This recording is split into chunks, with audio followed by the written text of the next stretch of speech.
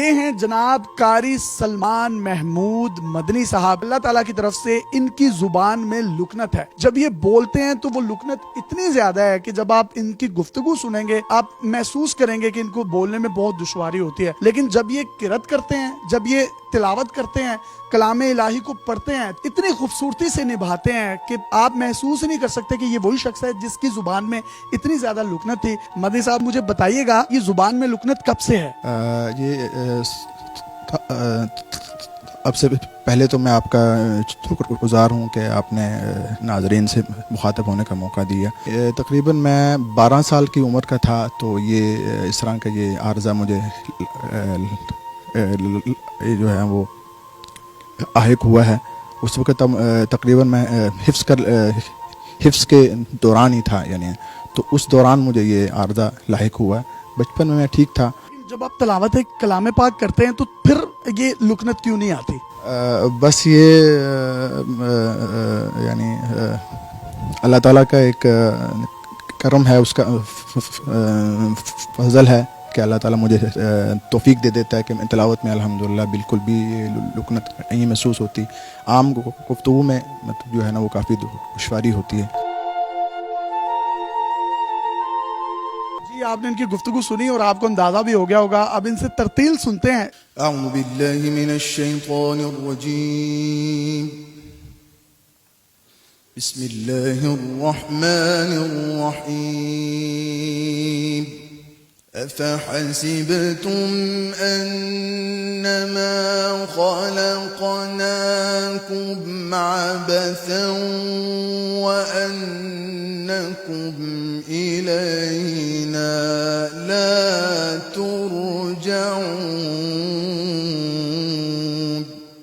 فتعالى الله الملك الحق لا إله إلا هو رب العرش الكريم. ومن يدع مع الله إلها آخر لا برهان له به فإنما حسابه عند ربه إنه لا يفلح الكافرون. لا برهان له به فإنما حسابه عند ربه إنه لا يفلح الكافرون.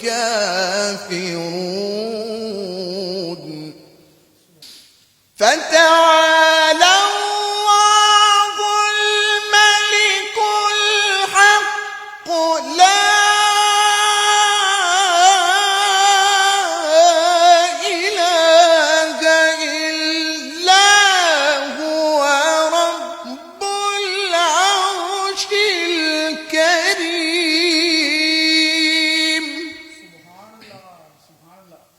ومن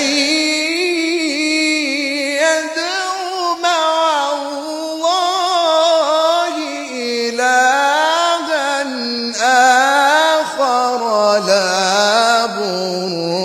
برهان له به فإنما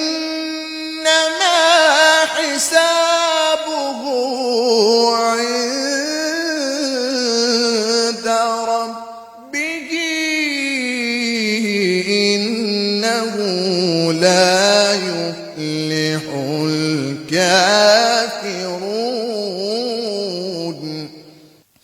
وقل رب اغفر وارحم وأنت خير الراحمين.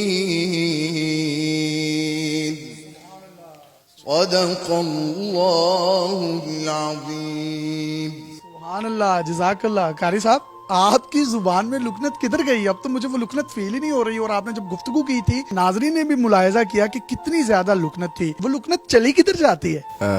بس اللہ تعالیٰ کا یہ ایک خاص فضل ہے جو مطلب تلاوت کے دوران اللہ تعالیٰ مجھ پر جو اپنا فرما دیتا ہے، اور میں تلاوت بڑی آسانی سے جو ہے وہ کر لیتا ہوں، لیکن عام گفتگو میں میرے لیے کافی مشکل پیش آتی ہے. یہ اب آپ نے ترتیل پیش کی. اب میں چاہتا ہوں کہ حدر، وہ جو تراویح میں ہمارے سماعتوں سے ٹکرا رہی ہوتی ہے، انتہائی خوبصورت ہوتی ہے، جس کو حدر کہا جاتا ہے، میں چاہتا ہوں کہ حدر بھی پیش کریں ذرا. اعوذ باللہ من الشیطان الرجیم. بسم اللہ الرحمن الرحیم. والضحى والليل إذا سجى ما ودعك ربك وما قلى وللآخرة خير لك من الأولى ولسوف يعطيك ربك فترضى ألم يجدك يتيما فآوى ووجدك ضالا فهدى ووجدك عائلا فأغنى فأما اليتيم فلا تقهر وأما السائل فلا تنهر وأما بنعمة ربك فحدث صدق اللہ العظیم.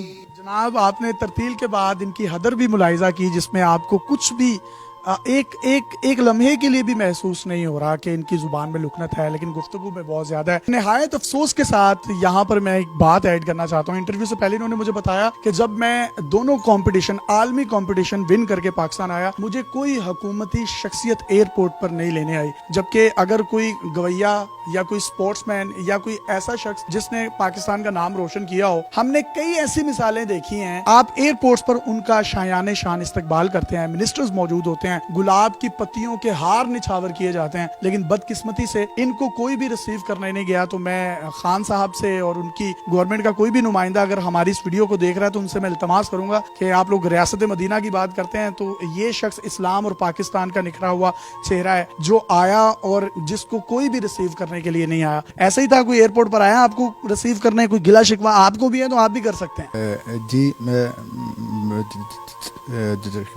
ایسا کہ ایسر بھائی نے بتایا، یعنی کہ بات اسی طرح ہی ہے. ابھی تک کسی حکومتی شخصیات نے میرے ساتھ رابطہ نہیں کیا، اور میں ان پاکستان بھی جو ہے موجود ہوں میں، تو ایئرپورٹ پر بھی یعنی کوئی مجھے نہیں ہے سوائے اس کے کہ میری اپنی فیملی کے لوگ تھے. تو یہ صورتحال ہے. میں یہ سمجھتا ہوں کہ یہ قرآن مجید کا اعجاز ہے، قرآن شریف کا ایک زندہ معجزہ ہے جو کہ آپ اس صورت میں دیکھ سکتے ہیں کہ عام گفتگو میں اتنی لکنت ہے، لیکن وہ قرآن کا اعجاز قرہ حضرات پر طاری ہوتا ہے تو پھر سننے والوں پر بھی ایک وجد کی کیفیت ہوتی ہے، ایک رکت آمیز مناظر دیکھنے میں آتے ہیں. تو پھر وہ تجلیاں، وہ جو آنکھوں سے نکلنے والے جو آنسو ہیں، وہ دعا بن کر جب نکلتے ہیں تو بارگاہ الہی میں، حرمین شریفین میں جو لوگ گئے ہیں، مدینہ کی پر کیف ہواؤں میں جو گئے ہیں، پر نور فضاؤں میں جو گئے ہیں، ان لوگوں نے اس کو آبزرو کیا ہے کہ جب انسان کا معاملہ صرف اللہ اور اللہ کے بعد اللہ کا معاملہ انسان کے ساتھ ہوتا ہے تو یہ ایک ڈائریکٹ کنیکشن ہے جس میں محسوس ہوتا ہے کہ شاید وہ جو بیچ کے کچھ پردے ہیں وہ بھی حائل نہیں ہیں. انسان سینہ بسینہ اپنے خالق کی تعریف کر رہا ہے اور خالق بھی سن رہا ہے. اجازت دیجیے اور دیکھتے رہیے ڈیلی پاکستان. اللہ حافظ.